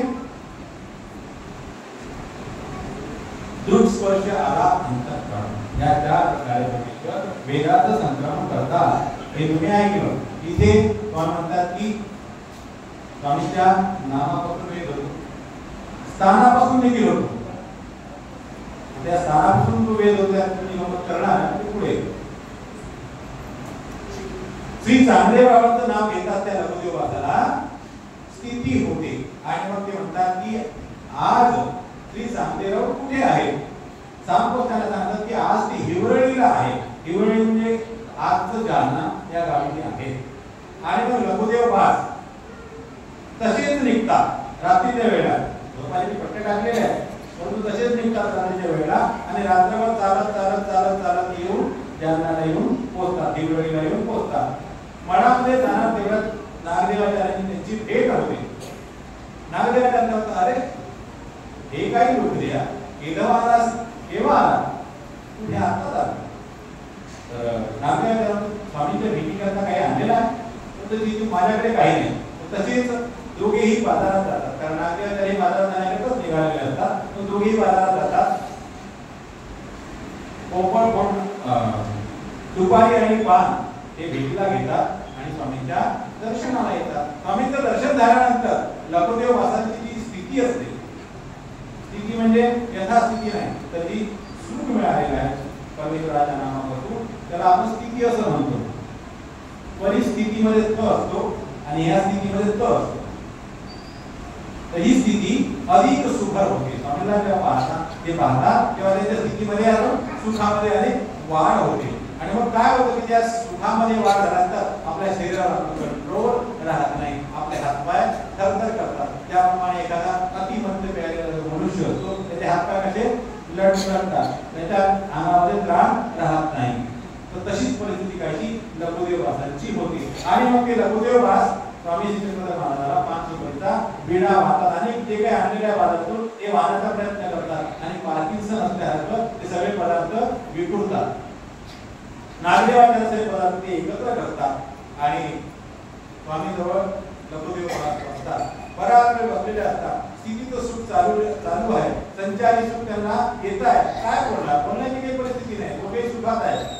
ईश्वर तर आनंदमय आहे आणि जीवात्मा त्या ठिकाणी सुख भोगत आहे. तो बोलायचं काय काम आहे? बिना बोलता सगळं सुख मिळत आहे, तो बोलायचं काय काम आहे? म्हणून स्थिती सुख भोगत आहे. स्थिती सुख ओसरल्यानंतर संपल्यानंतर मग स्वामी त्यांना म्हणतात की हे तुम्हा श्रुतकी दृष्ट, म्हणजे तुम्ही आम्हाला ऐकून आहात, कधी बघितलं आहे. श्रुत म्हणजे ऐकणे आणि दृष्ट म्हणजे देखणे. तुम्ही आम्हाला श्रुतकी दृष्ट, तुम्ही आम्हाला कधी ऐकून आहात की बघितलं आहे? नाही, जी मी तुम्हाला कधी बघितलेलं नाही, फक्त ऐकून आहे. आणि तुमचं नाव ऐकल्यामुळे कुठला जो प्रकार तुम्ही आता ग्रहण केला तो झालेला आहे. आणि मग ते सगळं स्वामींना सांगतात. तेव्हा असं झालं की मी कटकेवरून म्हणजे राजधानीवरून गरजगाळ्याला सांगोजाच्या घरी आलो आणि तिथे नागदेवाचार्यांची घोषणी झाल्यानंतर सांगोजाने म्हटलं की आता तो नागदेवाचार्य तसा राहिलेला नाही, तो श्री चांदेरावांच्या सन्निधानात निकाल झाला आहे. असं म्हणतात मला वेद झाला, स्थिती झाली आणि त्या वेदाच्या भरात रात्रभर चालत या हिवळीला येऊन पोहोचलो. तर स्वामी मानतो होतात आणि म्हणतात की आधी हेच या नामापासून वेद स्थानापासून वेद. परमेश्वराच्या नामापासूनही वेद होतो आणि परमेश्वराच्या स्थानापासूनही वेद होतो. नामाबद्दल आणि वेदाबद्दल जर सांगू गेलं तर स्वामी श्रीचंद्र म्हणतात की एकचे नाम पहिलं ब्रह्मांडी जरी कोणी घेतलं, ब्रह्मांड मी लक्षात आणून दिलं की एक ब्रह्मांड म्हणजे ही जी आपल्याला सृष्टी दिसते, पृथ्वी दिसते, याला एक अंदाज आपण ब्रह्मांड म्हणून जाऊ. अशा अनंत सृष्ट्या आहेत, अनंत ब्रह्मांड आहेत. स्वामी श्रीचक्रधरांची वेदशक्ती खूप पर्यंत आहे. हे तुम्हाला सांगण्याचा प्रयत्न करतो आहे की पहिलं ब्रह्मांडी जरी कोणी नाम उच्चारलं, श्रीचक्रधर स्वामीचं नाम उच्चारलं तर तिथे त्याला वेद होऊ शकतो, तिथे त्याला वेद होऊ शकतो असं होता. तर मग बाईसाला विचारते की स्थानापासून वेद तो कैसा, स्थानापासून कशा प्रकारे वेद होतो. तर मग स्वामी श्रीचक्रधर महाराज म्हणतात की बाई हे भोगरामी होते. भोगराम म्हणजे आजचे रामटेक आहे, जिथे श्रीरामाने आपला भोग व्यतीत केला, त्याला भोगराम असं म्हणतात. त्या भोगरामी होतो. तर आम्ही ज्या ओट्यावर बसायचो तिथे तिथला जो बडवा पुजारी यायचा, तो आधी आमची पूजा करायचा, आधी आम्हाला आरती करायचा आणि मग जी प्रतिमा आहे, देवतेची प्रतिमा आहे, त्या देवतेला तो पूजा अर्चना करायचा. असं असताना स्वामी मग भोगरामून निघालेले आहेत, पुढील गावाला गेले आहेत. पण होतं काय की स्वामी ज्या ठिकाणी बसायचे, ज्या ओट्यावर बसायचे, त्या ठिकाणी एक गृहस्थ येतो, एक ब्राह्मण येतो आणि त्या ओट्यावर बसतो. आणि त्या ओट्यावर बसल्यानंतर त्याला काय होतं, स्थिती होते. आता ते म्हणतात की बाबा ओट्यावर मोठ्या स्थिती होतं, आम्ही मोठा बसवला असं करू नये बरं. कारण त्या ब्राह्मणाला हे ज्ञान नाही की ते कोण बसत होते, ईश्वर अवतार बसत होते की आणि कोण बसत होतो. आणि तो ह्या कल्पनेने बसला नाही की मला हे सुख होणार आहे, तो ह्या कल्पनेने तो बसलेला नाही. तो एक सहज भावनेने त्या ठिकाणी बसला. परंतु तो संस्कारी जीव आहे, परमेश्वराच्या संपर्कातला तो जीव आहे. परमेश्वराला त्याला दर्शन द्यायचं आहे, आपल्याकडे बोलवायचं आहे. म्हणून स्वामींनी स्थानापासून त्याला वेद दिला. म्हणून तुम्ही आम्ही कधी त्या स्थानावर बसायचं नाही आणि मग तेव्हा मला वेद द्या, मला स्थिती द्या असं म्हणसाल तर तुम्हाला ओकटे होईल. काय होईल? ओकटे होईल, पाप लागेल. कारण तुम्ही जाणते आहात, तुम्ही शास्त्र जाणलेलं आहे, अभ्यास जाणलेला आहे आणि तुम्हाला या गोष्टीची जाणीव आहे की हे भगवंताचं स्थान आहे, इथे परमेश्वराने खेळक्रीडा केलेली आहे. या ठिकाणी प्रत्यक्ष ईश्वर अवतार क्रीडला आहे आणि प्रत्यक्ष ईश्वर अवतार घडल्यानंतर मनोधर्म या ठिकाणी असतो, त्या ठिकाणी परमेश्वराच्या दोन शक्तीचा निक्षेप केला जातो. मायेचा आणि कृपेचा या ठिकाणी निक्षेप आहे. आपण साधं स्नान घालताना देखील हातातली आज्ञा ज्या आहेत त्या काढून ठेवल्या पाहिजे. तिने देखील ते कपट लागलं नाही पाहिजे. नख असेल तर नखे काढून ठेवले पाहिजे, त्याचा मग स्नान करताना नखात आपण त्या स्थानावर जातो. तर अशी आपण त्या स्थानाची महती आपण ठेवतो. महती आपण ठेवायला पण पाहिजे. पूर्वीच्या काळी म्हणजे आजपासून 50 वर्षापूर्वी 70 वर्षापूर्वी आज स्थानाजवळ कोणी आश्रम बांधत नसायचे. खूप कमी लोक स्थानाजवळ राहायचे, खूप कमी म्हणजे खूपच कमी लोक स्थानाजवळ राहायचे. का तर स्थानापती जवळ आपण राहू नये, कारण आपली दुर्गंधी, आपले श्वास उच्छ्वास त्या स्थानाला जातात, जेणेकरून आपल्याला अविधी घडतो. म्हणून स्थानावर जास्तीत जास्त वेळ आपण बसायचं नाही. केवळ स्थानामध्ये केलं मिळावायला केलं की दूर स्थानापासून बसायचं आहे आणि मग भगवंताचं स्मरण करायचं आहे, ती राग पाहिजे. सदा सर्व काळ त्या स्थानावर जर आपण राहिलो तर आपल्याला अविधी घडतो आणि मग या अविधीत आपण हळूहळू त्या ढकलेल्या सिद्धांताप्रमाणे धर्मापासून पतीत होऊ शकतो. म्हणून स्थानाचं जे महत्व आहे त्या महत्वाला आपण सुरक्षित अंतरावर ते ठेवलं पाहिजे. तर त्या स्थानाबद्दल काय होतं तर तो ब्राह्मण बसलेला आहे, त्या ब्राह्मणाला स्थिती झाली आणि मग स्थिती झाल्यानंतर तो दुसऱ्या जागी बसला. मग तो बडवा आला, जो रोजचा पुजारी तो आला, त्याने त्या स्थानाला पुष्प वाहिलं, फूल वाहिलं, अगरबत्ती दाखवली, आरती वाढली आणि आतमध्ये जी देवतेची प्रतिमा आहे त्या प्रतिमेला जाऊन तो आरती करतो, वाढतो. मग तो ब्राह्मण ज्याला स्थिती झाली तो ब्राह्मण त्या पुजाऱ्याला विचारतो की आधी तुम्ही इथे आरती केली, धुपारती केली, पुष्प वाहिले, हे काय होतं, कशा कोणाला केली?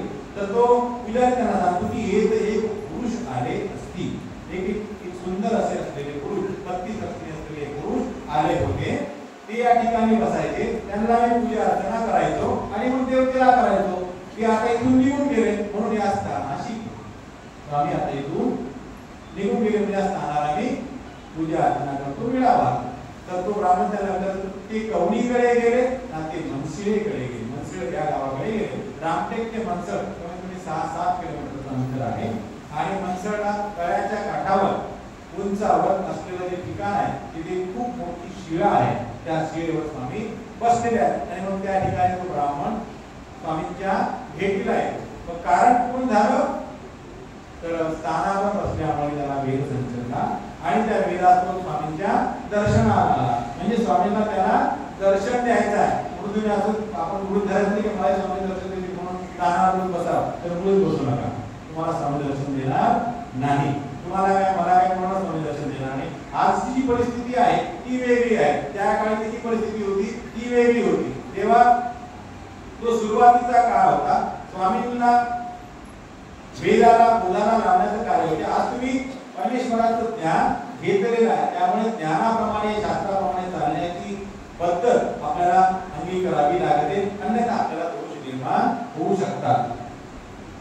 जो सुरुवातीचा काळ होता त्यावेळेला परमेश्वराचं ज्ञान त्या जीवाला नव्हतं, अज्ञान होते तो बसला आणि ज्ञान होते परमेश्वराने त्याला आपल्याजवळ ठेवलेलं आहे. तो स्वामींचं दर्शन झाल्यानंतर तो स्वामींचं भजन पूजन करतो. तर अशा प्रकारे स्वामी शिक्षक म्हणतात की अशा प्रकारे जे जीवात्मे असतात, जे शुद्ध अंतःकरणाचे असतात, की त्यांना आमचं नाम जरी घेतलं तरी त्यांना वेद होतो, आवडी होते. म्हणून त्यावर हा दृष्टांत स्वामी शिक्षकांनी लघुदेव वासासाठी निरूपण केलेला आहे. दृष्टांत तन धैर्या वावराचा.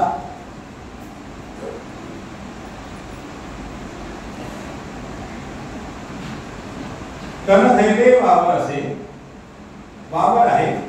ते वावर कसं आहे तर तन धैर्य आहे. त्या सगळीकडे गवत उगवलेलं, गवत सगळीकडे उगवलेले आहे. आता या रानावर बरीचशी मंडळी शेतकरी आहे. माझ्याकडे तुम्हाला जास्त तन धैर्य वावर कसे असते माहिती आहे. तणाने भरलेलं वावर आहे. आता त्या वावरात जर आपण ते गवत न काढता जर पेरलं तर उगवते का? संदीप उगवेल का? सांगा ना तुमचा अनुभव. गवताने भरलेलं वावर आहे आणि त्या वावरात जर पेरला आपण उगवेल का? नाही. तर मग त्यावेळी काय करावं लागतं?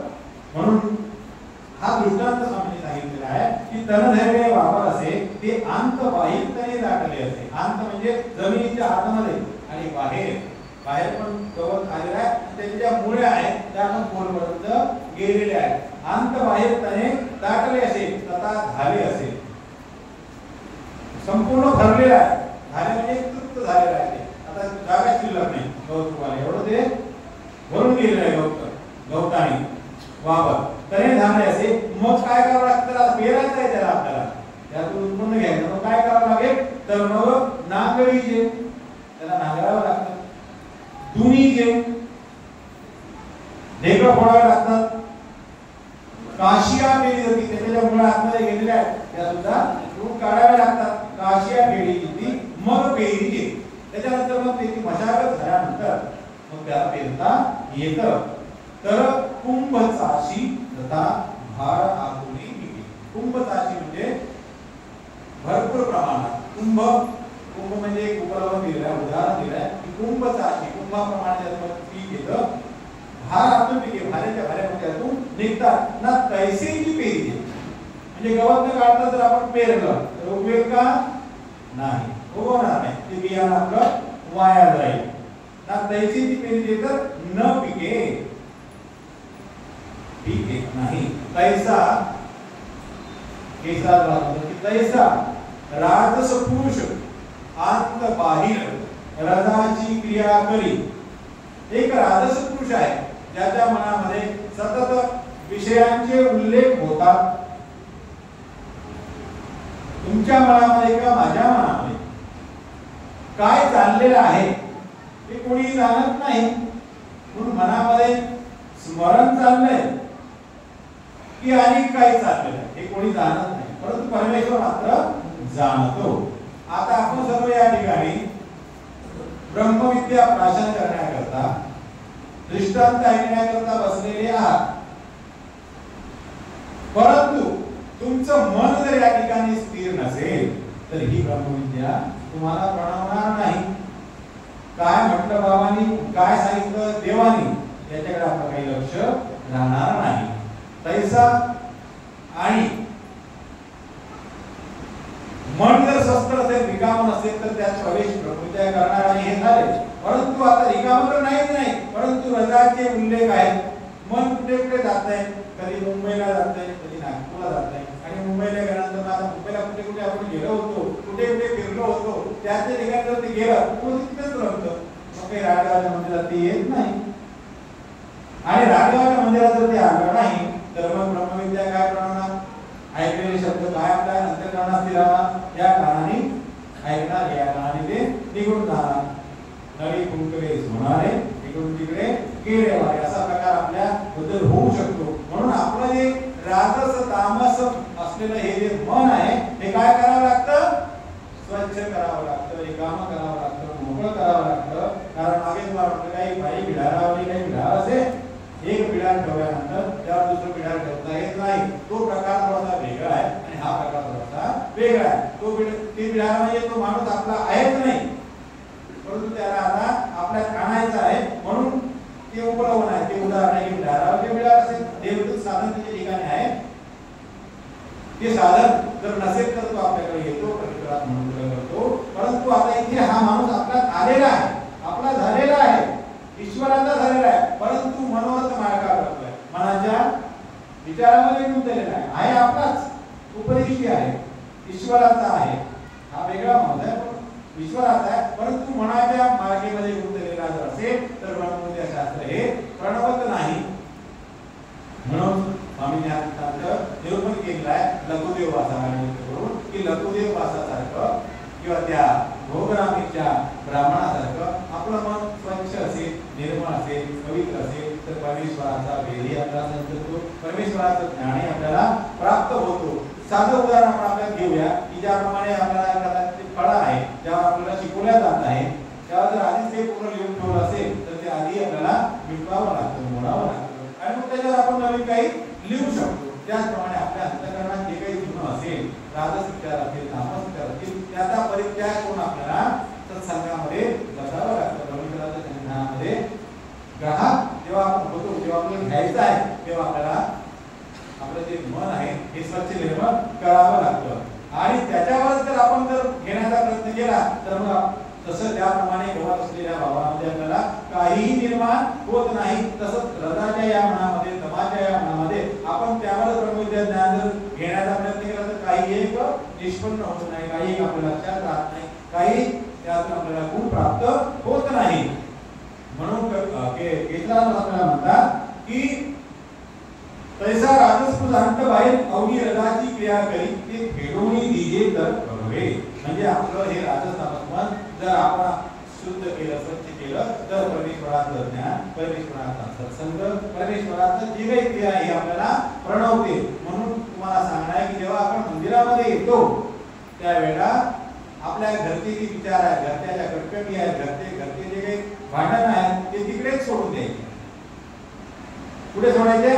तिकडेच सोडायचे. जेणेकरून काय होईल तर जेणेकरून तुम्हाला 100% लाभ मिळेल. तुम्हाला गुण किती मिळतील? 100 पैकी 100.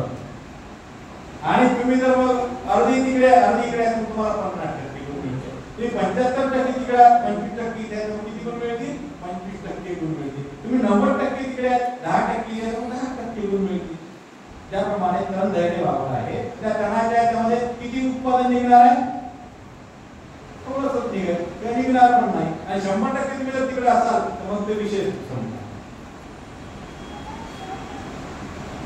दयाची वळी दिली तर न प्रभावी. म्हणजे या राजस्थानात मनात असलेल्या मनावर जर ब्रह्मविद्या शास्त्राचा प्रमाणाचा प्रयत्न केला तर मात्र ते प्रणवत नाही. दयाची वळी दिली तर न प्रभावी. आदुसंत गोसावी नकदेव वापती विठ्ठली निरूपिला.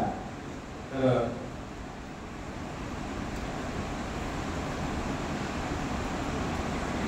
या विचाराचं नाव होतं तन धैर्या वापराचे. आता कालच्या प्रकरणानुसार प्रकरण म्हणजे असा की प्रवचन झाल्यानंतर मग गोष्टीचा वाप होतो. तर काल परत बोलणं झालं, काल कंपनी तास बोलणं झालं, परंतु आमचे जे गोविंद सेवा मंडळाचे सहकारी आहेत त्यांचं असं म्हणतात की बाबा आम्हाला एवढं ऐकायची सवय नाही, तुम्ही मध्ये मध्ये थोडंसं सुरू लावा. मी तुम्हाला पहिले म्हटलं की बाबा पिक्चर आपला आहे दृष्टांत पाठ. पिक्चरचं काय नाव आपल्या दृष्टांत पाठ. आणि मध्ये आपण जर काही हात टाकला सामान टाकला तर पिक्चर बदलून द्या आपला, म्हणून मी त्यांना नाकारतो. परंतु त्यांच्या इच्छेत आपण सूर लावूया. तर सूर कसा? राजकीय गोविंद मंडळाचे पदाधिकारी आहेत, ती वास्तविक मंडळाचे पदाधिकारी आहेत. म्हणून आपल्यासाठी आज काही दिशा वगैरेसारख्याच आहेत. म्हणून कारवाई सचिन भाऊंची आई फरमाईश पण होती की म्हणसा तर ठीक आहे म्हटलं. तर मला त्याची आज आठवण झाली समोर बसलेल्या म्हणा तेव्हा आपण सर्वांनी काही दिशा कशावर काढल्या. तर आम्ही आपलं गुजरात सोडलं ना त्यावेळेला आपल्या काही दिशा धैर्य उधळणे. स्वामींनी सर्वसामान्य माणसाचा उद्धार करण्याचा विडा उचलला तेव्हा आपल्या धैर्य उधळणे. स्वामींनी अपार मस्तकवेळी कृपेचा स्वीकार केला आणि उद्धरण्याचं व्यसन स्वीकारलं तेव्हा आपल्या धैर्य उधळणे. सर्वांनी साथ द्यायची आहे. तुम्हाला पण वेळ देतो. कुठे विजयी चर्चा होते दिनरात सजनी. कुठे विजयी चर्चा होते दिनरात सजनी. श्री चक्रधरांच्या तत्वज्ञान वदताती ज्ञानी. श्री चक्रधरांच्या तत्वज्ञान वदताती. जय जय चक्रधरा, जय जय चक्रधरा. दाही दिशा उजळल्या पावन झाली धरा.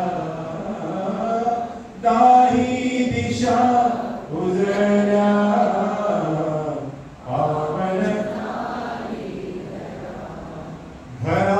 घराघरातून विषमतेतून मानव हा जगतो. घराघरातून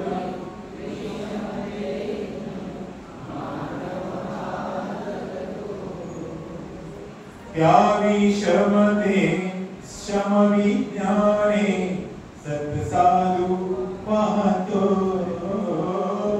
त्या विज्ञाने शमविज्ञाने संत साधू पाहतो. जय जय चक्रधरा, जय जय चक्रधरा. दाही दिशा उजळल्या पावन झाली धरा. दाही दिशा उजळल्या पावन झाली धरा. धरा प्रेम मनी भूतमात्रांचे शांती हृदयी ठेवा. धरा प्रेम मनी भूतमात्रांचे जय जय चक्रधरा, जय जय चक्रधरा. दाही दिशा उजळल्या पावन झाली धरा. दाही दिशा उजळल्या पावन झाली धरा. शाश्वत पद जर हवे तुला तर कर ईश्वर भक्ती. शाश्वत पद जर थोडा काळा जेव्हा आहे म्हणतात. शाश्वत पद जर हवे तुला तर कर ईश्वर भक्ती. शाश्वत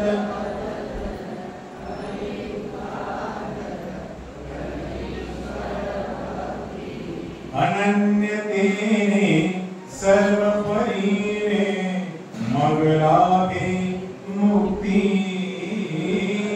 अनन्यतेने सर्व परीने मग लाभे मुक्ती. जय जय चक्रधरा, जय जय चक्रधरा. दाही दिशा उजळल्या पावन झाली धरा. दाही दिशा उजळल्या पावन झाली धरा. पावन झाली धरा. पावन झाली धरा. सर्वज्ञ श्री चक्रधर स्वामी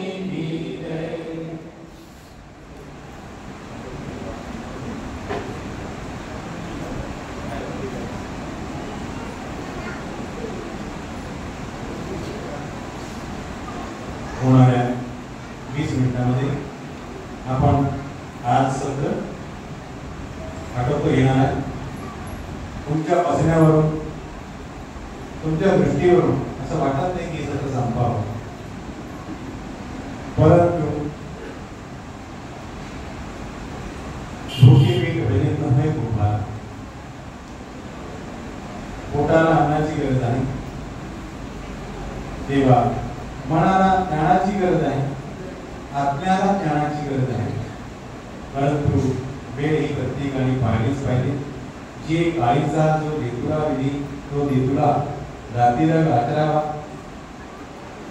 तेव्हा मागच्या वर्षीचा दृष्टांत घ्यायचा की याच वर्षीचा घ्यायचा याची चॉईस मी तुमच्याकडे सोडतो.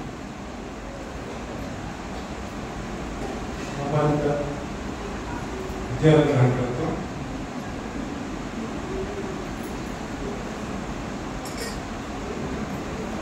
मागच्या वर्षाचा दृष्टांत घ्यायचा की या वर्षाचा दृष्टांत घ्यायचा असं मी बोललो. आपण काही प्रतिउत्तर दिलं आणि पुन्हा एकदा बोलतो. मागच्या वर्षीचा की या वर्षीचा नवीन डिझाईन पाहिजे, मागच्या वर्षी डिझाईन चालेल. बाहेर डिझाईन वेगळी पाहिजे असते, शॉपिंग नवीन नवीन पाहिजे असते, बरोबर आहे ना? ठीक आहे. मतितार्थ लक्षात घेतला. काकूपक्षा भाव प्रकरण आहोत. तुमचं मत जाणून घेतलं. तुम्ही ते स्पष्ट सांगितलं नाही, परंतु तरी देखील तुमच्या स्वभावानुसार आपण या वर्षीचा हा दृष्टांत या ठिकाणी घेऊया. पुढील दृष्टांताचं नाव आहे दृष्टांत कानवा थराचा. अत्यंत महत्वाचा आणि प्रत्येक मनुष्याला सावध करणारा हा दृष्टांत आहे की माणसाने स्वतंत्र असावं, स्वतंत्र निर्णय घ्यावे. संसारात आपण स्वतंत्र निर्णय घेऊ शकत नाही, परंतु धर्माच्या बाबतीत, देवाच्या बाबतीत आपण स्वतंत्र निर्णय घेऊ शकतो आणि ते घ्यावे असं आपल्याला चक्रधरांनी आपल्याला सांगितलेलं आहे. की धर्माच्या काळात राजाची राणी का नाही? राजाची राणी जरी आली तरी तिचं देखील रक्षण भगवंत करतात. म्हणजे तिच्या निमित्ताने येणारे जे काही अपवाद असतील, बोल असतील, त्या बोलाचा परिहार स्वामी करतात, ईश्वर करतात. राजाची राणी जरी आली आणि अनुसरली तरी काही हरकत नसावी. म्हणजे तिच्या स्वातंत्र्याने, तिच्या मनाने ती जर परमेश्वराच्या मार्गावर परमेश्वराला अनन्य भावे शरण जाण्यास उद्युक्त झाली तर नंतरच्या होणाऱ्या प्रकाराला परमेश्वर समर्थ आहे, सामावून घेण्याला समर्थ आहे. तर तो परमेश्वर सामावू शकतो अशा आशयाचा हा दृष्टांत आहे. दृष्टांत कानवा थराचा थोडासा गमतीशीर पण आहे आणि आपल्याला सावधान करणारा हा दृष्टांत आहे. हा दृष्टांत रामदेव दादोसाबरोबरच निरूपण केलेला आहे, परंतु महाराजांचा निरूपण केलेला आहे.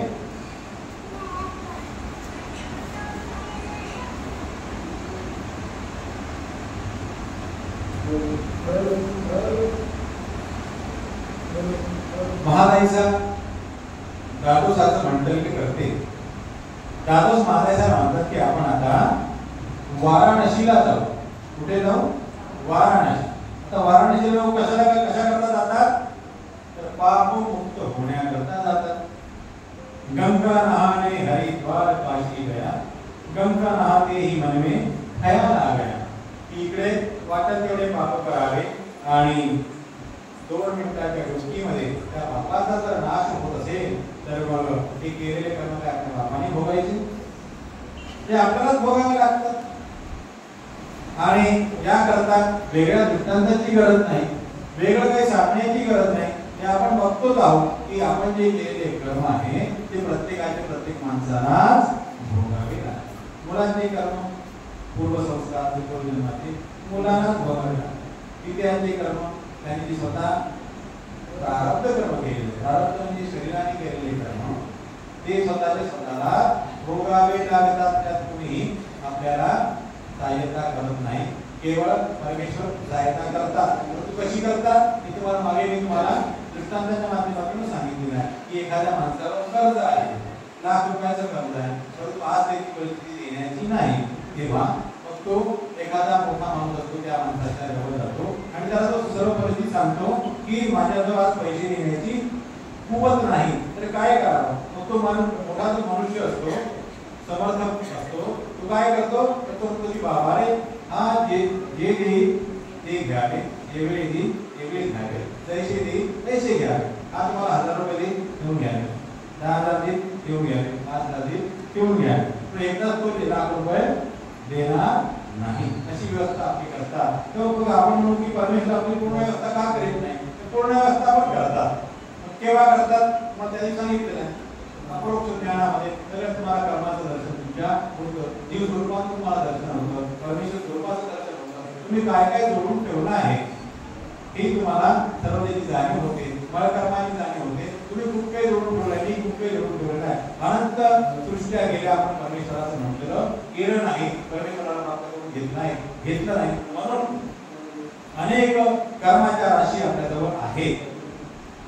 परंतु म्हणून आपण परमेश्वराला जवळ करावं. अनंत सृष्टीची जी मूळ आहे ते एका जन्मात असतील का, तर नाही.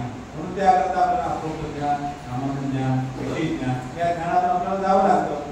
परंतु हे कोणासाठी आहे, तर ज्ञानासाठी. परंतु मला दोन मार्ग सांगत असताना मी सांगितलं की ज्ञानापेक्षा जे प्रेम आहे ते उत्तम आहे, सोपा मार्ग आहे. परंतु घडणं मात्र कठीण आहे की परमेश्वरापर्यंत आपण पोहोचलो पाहिजे, परमेश्वराला आपण खाऊ घातलं पाहिजे, परमेश्वराने आपण स्वीकार केलं पाहिजे. नुसतं खाऊ घातला पाहिजे असं नाही, खाऊ तर सारण पंडितांनी घातलं, खाऊ सारण पंडितांनी पण घातला, परंतु त्याच्या क्रियेचा स्वीकार मात्र झाला नाही.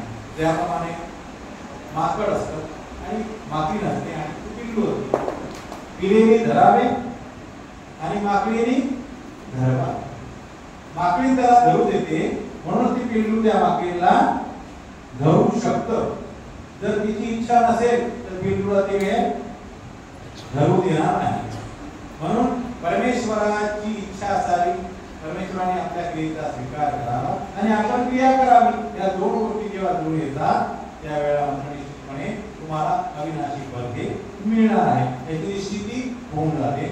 हा जो दृष्टांत आहे हा रामदेव दादू साहेब महाराजांसाठी आम्ही निरूपण केलेला आहे की महाराजा म्हणते म्हणजे दादू संत सांगण्यावरून म्हणते की मी वाराणसीला जाणार आहे.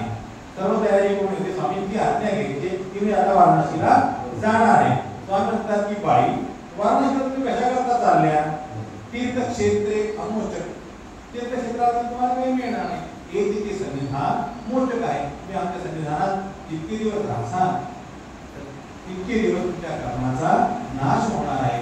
अग्नीच्या संबंधाने तुमची कर्मे नाशणार आहे, परमेश्वराच्या संबंधाने तुमच्या कर्माचा नाश होणार आहे. मग तिला वाटतं की ठीक आहे, मग तिचं मत परिवर्तन होतं. मग ती आपल्या बिढाऱ्यावर जाते. बिढाऱ्यावर गेल्यानंतर ती सांगते की देवाने मला जाण्यास नकार दिलेला आहे. देव स्वामी म्हणतात की तुम्ही वाराणसीला कशा करता चालले, तीर्थक्षेत्र हे अमोचक आहे, तिथं तुम्हाला कुठलाही लाभ होणार नाही. तर दादोस काय करतात की तिचं मत जे आहे ते पुन्हा परिवर्तन करतात. तिला सांगतात की बा असं कसं म्हणतात, लोक हे गावातले लोक आपल्याला हसतील का, हसतील त्यांच्याकडून आपण भिक्षा आणली आहे. काय आणली आहे, भिक्षा. साधू लोक म्हणतात ना आम्हाला तिथं यात्रेला जायचं आहे, काही भिक्षा द्या. पंचवतर करायचं, काही भिक्षा द्या. मंगल करायचे, काही भिक्षा द्या. आकर मारायचा, काही भिक्षा द्या. तुम्ही त्यांच्याकडे भिक्षेला गेले, त्यांनी तुम्हाला भिक्षा दिली आणि तुम्ही जर ते कार्य केलं नाही तर तुम्ही हसाल ना. काय म्हणतात, कोण जर कोण टाकलं, काय म्हणतात कोण जर कोण टाकलं, पंचवतर कोण केला नाही, यात्रेला गेले नाही, काहीच केलं सतत कोण टाकलं. तर दादा तिला सांगतात की हे संबळ म्हणजे आणलेले जे वस्तू आहे, भिक्षा आहे, हे गावातल्या लोकांनी आपल्याला दिलेलं आहे की तुम्ही कीर्ती आता झालं तर हे घेऊन जा. अल्पप्रयत्नाने आपण हे वाराणसी होऊन जाईल. मग पुन्हा अशा प्रकारे महादेवाचं मत त्या ठिकाणी परिवर्तन केलेलं आहे. दुसऱ्या दिवशी स्वामींच्या दर्शनाला येते, सकाळी येते आणि पुन्हा आम्ही जी मी वाराणसीत आहे. स्वामी तिला पुन्हा सांगतात की बाई वाराणसीला तुम्ही कशाला जातात, काय काही उपयोग नाही तिथे जाऊन. तर दादोसांनी जे म्हटलेलं आहे ते स्वामींना महाराजांचा कथन करते की दादोसांचं असं म्हणणं आहे की हे आलेली भिक्षा आहे आणि जाण्याकरता सांगाती आहे वाराणसीला जाण्याकरता. तर अल्प प्रयत्नामध्ये आपलं जाणं होईल, येणं होईल, ही संधी आपण सोडू नये. स्वामी तिला पुन्हा निरूपण करतात. वेगळा एक दृष्टांत तिथे निरूपण केलेला आहे, आपण या ठिकाणी घेणार नाही. पुन्हा त्याचं मत परिवर्तन होतं की आता नाही जायचं. पुन्हा मग विडारावर पुन्हा त्याला दादोस उचकवतात, सांगतात. आता तो असे या व्हिडिओमध्ये आलेला नाही, परंतु आम्ही गुरुच्या मुखातून ऐकताना असं म्हटलेलं आहे की स्वामींना काय आहे, जीव नरकाला गेले काय आणि स्वर्गाला गेले. स्वामींना काय पडलेलं आहे, अरे आपण आपलं करावं, आपण आपलं तीर्थस्थळ यात्रेला जावं, पुण्य अर्जित करावं.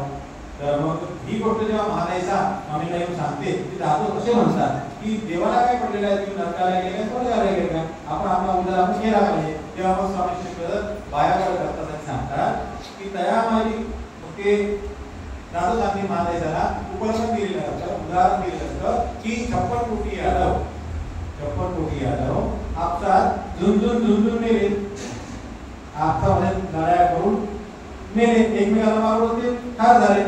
तर श्रीकृष्ण महाराजांनी त्यांना वाचवलं का नाही, देवाला काय घेणं देणं नाही का, आपण आपलं बघायचं.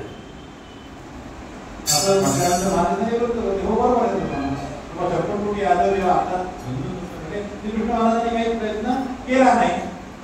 मग ही कथा जेव्हा स्वामींना महाराज सांगते तेव्हा मग श्रीचक्र साहेब म्हणतात की तया माझी कोण श्रीकृष्ण चक्रवर्तीचा, त्यात कोण श्रीकृष्ण चक्रवर्तीचा, कोणी यमाचा, कोणी वरुणाचा. हे कशा अर्थी आहे, तर यमाचा, वरुणाचा, इंद्राचा, महादेवाचा म्हणजे काय, तर हे जे देह आहे या प्रत्येक देहाची देहाभिमानी असते, त्या देहाभिमानीचं ही देह असतं. म्हणून स्वामी म्हणतात की कोणी यमाचा, कोणी वरुणाचा, कोणी इंद्राचा, म्हणजे त्या यादवामध्ये 56 कोटी यादवामध्ये कोणी यमाचा आहे, कोणी महादेवाचा आहे, कोणी ब्रह्म्याचा आहे. श्रीकृष्ण महाराजाचा कोण आहे, एक उद्धवदेव, अर्जुनावान सोनी, उद्धवदेव आणि अर्जुनावान, दुसरं कोण आहे श्रीकृष्ण महाराजाचं सखा, श्रीकृष्ण महाराजाचे भक्त कोण आहे. आणि म्हणून श्रीचक्र स्वामी निर्विमान आहेत, ईश्वर अवतार निर्विमान आहेत. स्वतः सांगताना म्हणतात की हे निर्विमान वस्तू आहे, आम्ही परमेश्वर निर्माण आहे, परंतु आपल्याला कोणी स्वाभिमानी आहे ते सगळं. त्या ठिकाणी स्वामींनी आपल्या पाया वर पोहोचल्या, श्रीकृष्णाचा अभिमान घेऊन त्या ठिकाणी वर पाया पोहोचल्या नव्हत्या की त्या माझी कोण श्रीकृष्ण चक्रवर्तीचा कोणीच नाही. तर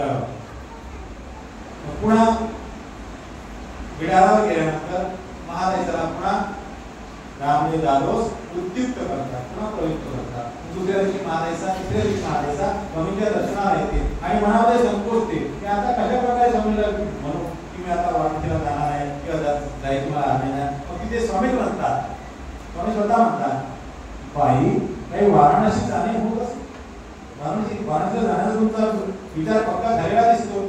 मग महादेशाला हिंमत येते आणि म्हणते हो की आता वाराणसीला जाण्याचं आमचं ठरलेलंच आहे. पण तिथे गेल्यानंतर नेमकं काय करावं याची जाणीव मला नाही, कशा प्रकारे तिथला विधी आहे, कशा प्रकारे तिथे विधी आचरायला पाहिजे याची जाणीव मला नाही. तर स्वामी म्हणतात की बाई तिचा विधी तो अवघड, तिथला जो विधी आहे तो फार अवघड आहे. जर यथार्थ ते विधी घडला तर ती विधी देवता ब्रह्म उपदेश करेल, आणि जर नाही घडला चुकले तर मग त्रिशूळावर तुम्हाला ते तो जो कालभैरव आहे, वाराणसी म्हणजे कोणाचं संस्थान आहे तर महादेवाचं, त्या ठिकाणी विश्वनाथ महादेवाचा जो विग्रह आहे तो क्रीडला आहे. विग्रह महादेवाचा जो अवतार आहे तो त्या ठिकाणी क्रीडला आहे, त्याला विश्वनाथ काशी विश्वनाथ म्हणतात. आणि मग त्याला त्याच्या हाती काय आहे, त्रिशूळ आहे. जर तुम्ही चुकले यथावत जर तुम्ही विधी पार पडला नाही तर तो त्रिशूळा तुम्हाला घेईल आणि भूमीशी संबंध येऊ नये. म्हणजे कसा घेईल तो, तर त्रिशूळावर तुम्हाला असं लटकून घेईल.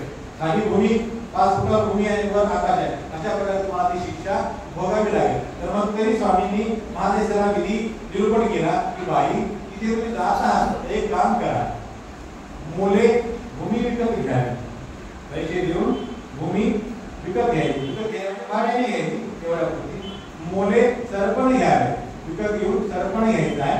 आणि कोणी कोणाला खाऊ घालतं, कोणी कोणाला खाऊ घालतं.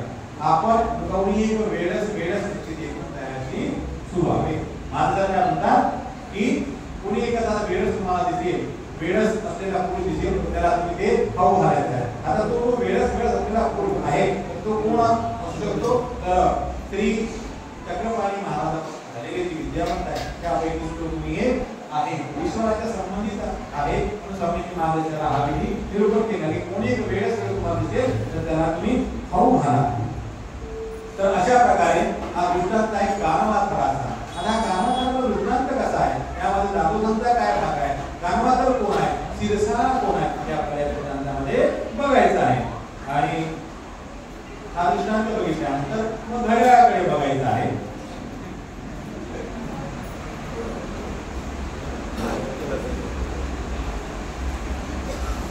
सर्वज्ञ म्हणितले म्हणतात की महात्मा, महात्मा म्हणजे कोण, रामदेव दादोस, त्याला महात्मा म्हणतात, दादोस पण म्हणतात, रामा पण म्हणतात, रामदेव दादोस पण म्हणतात. तर हा महात्मा म्हातारी येशी, म्हातारी येशी म्हणजे महादाईचे का कानवातर होमी लागला असे का. कानवातर नावाचा एक पाषाण असतो, तो होम लागला आहे.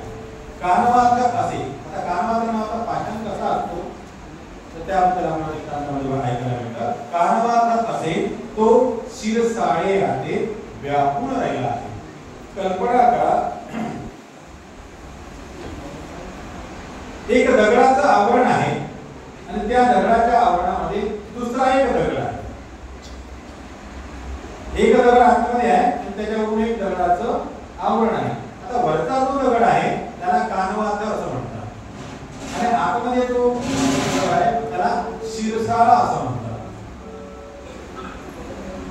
कानवातर असे तो शिरसाळे याते व्यापून राहिला असे तयाशी टाकी लागेना. आता वरचा जो दगड आहे ना त्याला छन्नीचा उपयोग होत नाही. छन्नी जर लावली तर उसळून पडते, त्याच्यावर कोणताच काही चालत नाही. ऐसाही लागली तर उसळवणी पैरा पडे, त्याच्या छन्नीचा प्रयोग करायला गेलो आपण तर ती छन्नी उसळून पलीकडे जाऊन पडते, तो फुटल्या राहत नाही. एकाच आहे, मग त्याला उपाय काय, आतमध्ये जो शिरसाळा आहे तो योग्यतेचा आहे, तो उपयोगाचा आहे. तो पाषाण कसा आहे आतमधला, तर त्याचे जे करता येईल ते तुम्हाला करता येईल. कृती करा, संगणक करा, तो उपयोगाचा आहे. तसा हा जीवात्मा, एक जीवात्मा आतमध्ये आहे म्हणजे शिरसाळा आहे. तर शिरसाळा असताना काय घ्यायचं आहे, तर महादाईचा का कोण आहे, त्या शिरसाळा असताना आहे. आणि त्याच्यावर जे आवरण लागलेलं आहे दादोसासारखं कठीण, त्याच्यावर छन्नी मारली तर ती उसळून पडते. पडलीच ना, आम्ही म्हटलं की एक गाव सरला विवाह करा, हे उसळून पैरा पडे पलीकडे.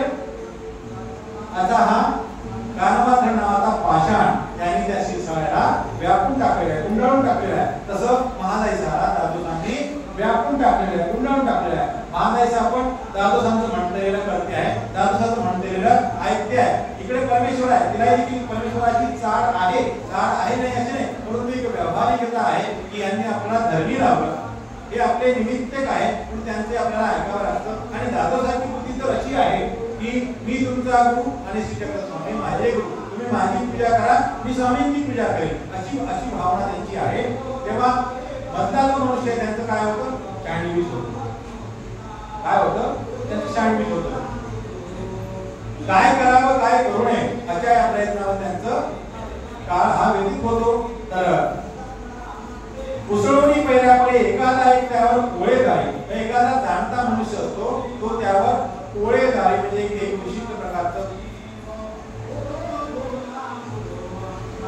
बेल वृक्ष असते, त्या बेलाला तो आणतो आणि त्याच्यावर तो त्याचा जाळतो. वर कुळतवणी शिंपे, एक प्रकारचं विशिष्ट द्रव्य त्या पाषाणावर शिंपत होतो. मग टाकी लावी तर लागे. मग त्याच्यानंतर कुळतवणी शिंपल्यानंतर कोळे जाळल्यानंतर तो पाषाणावरचा कानवाचा तो कसा होतो, नरम होतो. मग टाकी लावी तर लागे एवढा या चक्तळ्या निघती, मग त्याचे शक्य शक्य होतो बाहेर पडतो.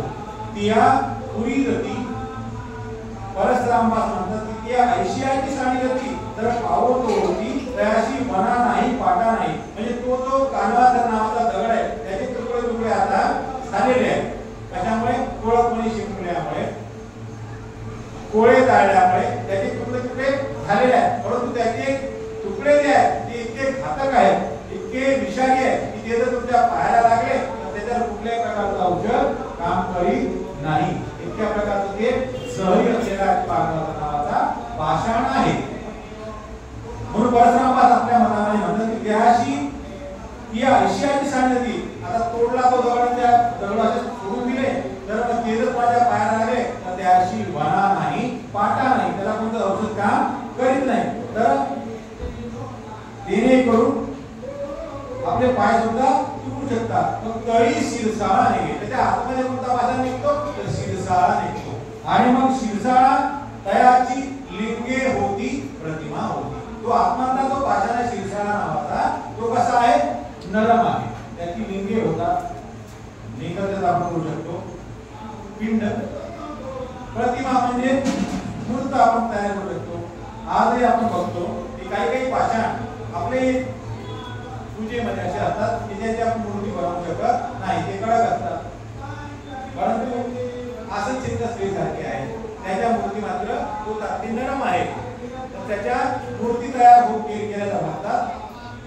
तर हे पाषाणाचे भेद आहेत.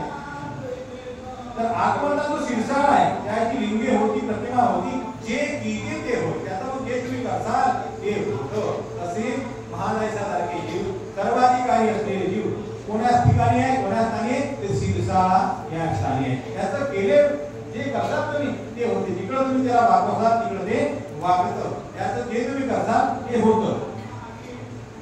तैसे जीव जीवास कानवातर होऊन लागले असतील. आता आपल्यालाही कानवातर असतात आणि नाहीतच.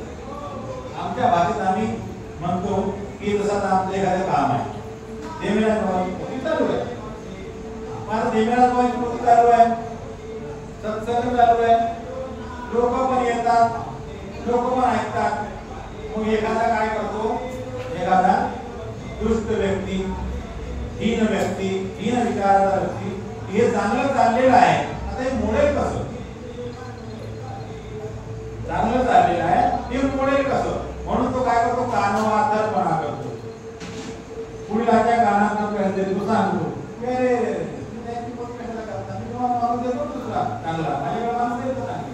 त्यांच्यापेक्षा चांगली पोथी करतात. मग काय होतं, देवेला जाऊन पोथी बंद होती, दुसऱ्या माणसाची होती. हरकत नाही, त्याचा विचार देवेला जाऊन कधी करत नाही, कधी केला. परंतु कानवातर हे प्रत्येक माणसाला असतात. आता तुम्ही एखादी क्रिया करायला गेले, तुम्हाला पंगत करायची आहे, मग एखादा मनुष्य तुमच्या जवळचा येतो आणि तो तुम्हाला परावृत्त करतो. अरे तिथे काय पंगत करतो, तिथे काय साधू आहेत का, तिथे काय चांगले आहेत का, त्यांचं काय आचार आहे का, अशा प्रकारे तुम्हाला परावृत्त करतात. म्हणजे तुम्हाला कानवातर होतात. कानवातर म्हणजे काय, तसा हा महात्मा गाधो त्या महादेशाला कानवातर होऊन लागला असे, परमेश्वराच्या सन्निधानामध्ये येऊ देत नाही, परमेश्वराचं म्हणतं करू देत नाही. तसे प्रत्येक जीवात्म्याला येतात म्हणतात की कैसी जीव जीवास कानवातर होऊनी लागले असती. प्रत्येक जीवात्म्याला कानवातर आहे. तर तुमचे कानवातर आहे ते तुम्हीच बघायचं आहे, आणि त्या कानवातर कशी दूर राहतील ते तुम्हीच बघायचं. कारण परमेश्वराने आपल्याला आपले निर्णय हे स्वतंत्रपणे घ्यायला सांगितलेले आहे. आता मी तुमच्या घरी आलो, तुमच्या घरी आलो, तुम्ही आम्हाला चहा दिला, नाश्ता दिला, तुम्हाला भाव निर्माण झाला की बाबाची 50 रुपये पूजा करावी. मग भाव झाला की नाही 100 करावी, किंवा भाव कमी झाला की नाही 10 रुपये करावी, असा तुम्ही निर्णय घेऊ शकता. तो निर्णय तुमच्या स्वातंत्र्याचा आहे आणि तो खरा आहे. त्यात तुम्हाला कुठलाही भाव नाही, मलाही कुठलं घेण्यामध्ये काही दोष नाही.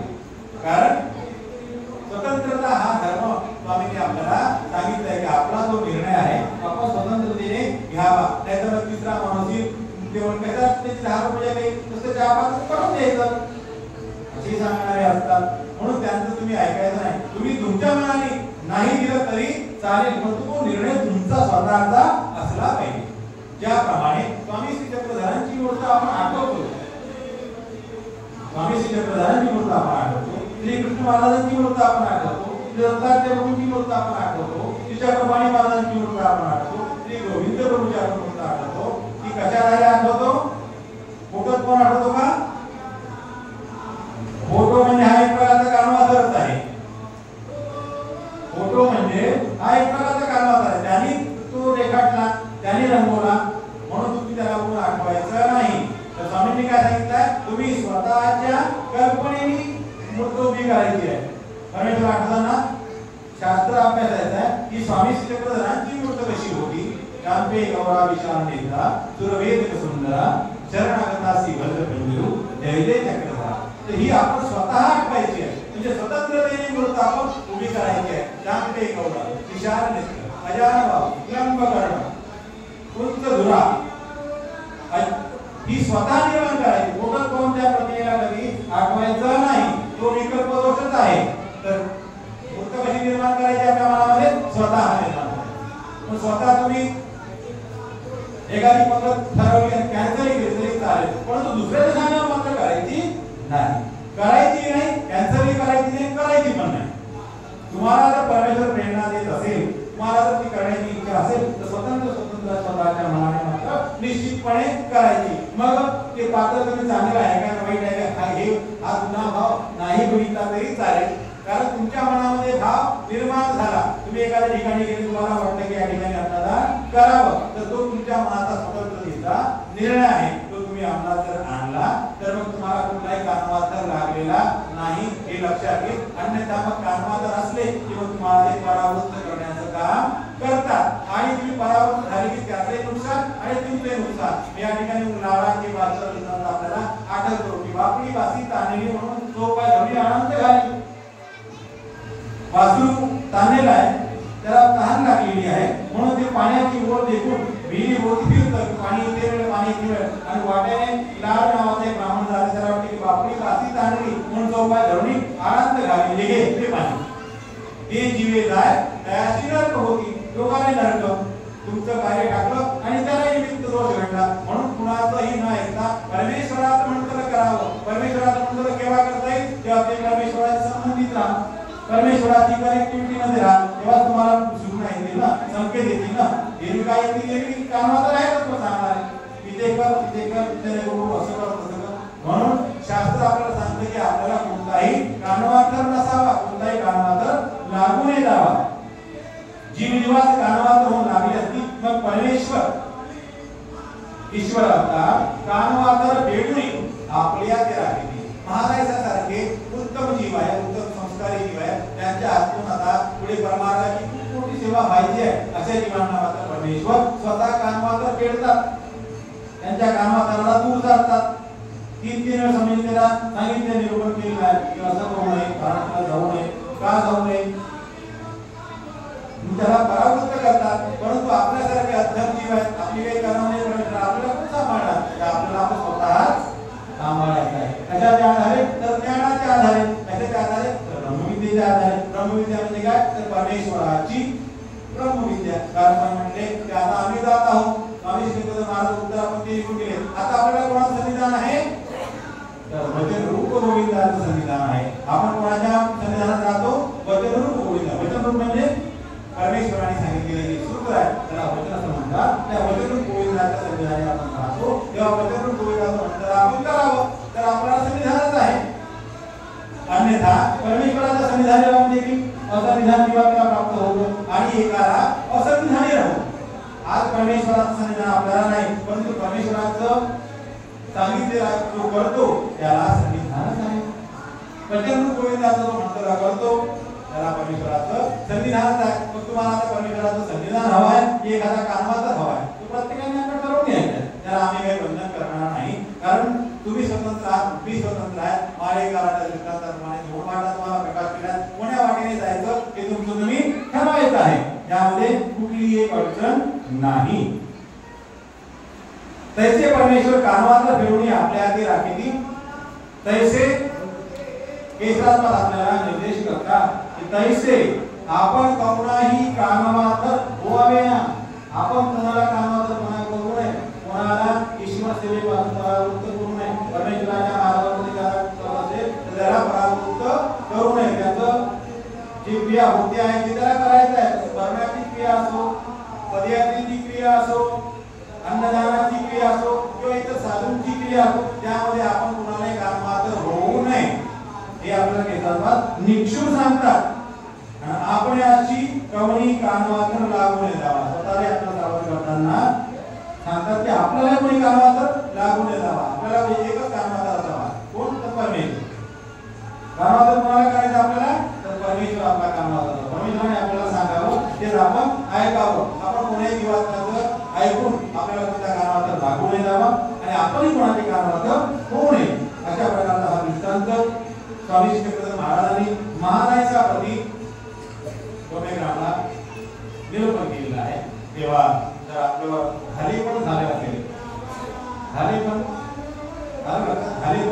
म्हणजे तृप्तता जर झाली असेल तर आपण या ठिकाणी थांबूया आणि पुढील सूचना भांडवल साहेब यांची विनंती करतो. श्री गोपाल कृष्ण महाराज की